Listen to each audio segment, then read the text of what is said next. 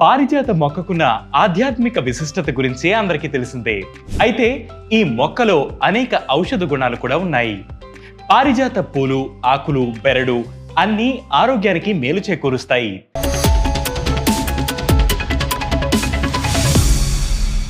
పారిజాత పువ్వులు, ఆకుల్లో యాంటీ పైరెటిక్ లక్షణాలు పుష్కలంగా ఉంటాయి.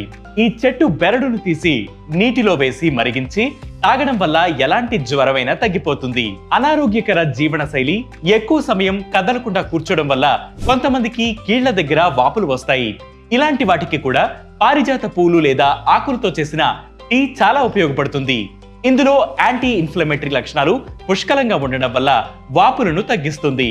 ఆయుర్వేదం ప్రకారం మానవ శరీరంలో పిత్త దోషం వల్ల అజీర్ణ సమస్య తలెత్తుతుంది. ఈ దోషాన్ని సరిచేయడంలో పారిజాత పుష్పం మంచి ఔషధంలా పనిచేస్తుంది.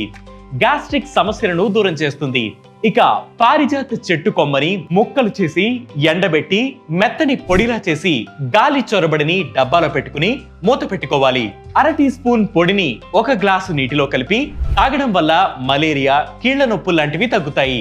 కొంతమంది కాలంతో సంబంధం లేకుండా జలుబు, దగ్గు, గొంతు నొప్పి లాంటి సమస్యలతో ఇబ్బంది పడుతుంటారు. ఇలాంటి శ్వాసకోశ సమస్యలు ఉన్నవారు పారిజాత ఆకులు, పూల టీని చేసుకుని తేనె కలుపుకుని పరగడుపున రోజు తాగడం వల్ల ప్రయోజనం ఉంటుంది.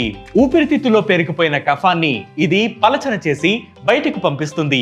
అలాగే చలికాలంలో చాలా మంది చుండ్రు సమస్య ఎదుర్కొంటుంటారు. పారిజాత గింజలను పేస్ట్ లా చేసి తలకు పట్టిస్తే ఈ సమస్య నుంచి ఉపశమనం లభిస్తుంది.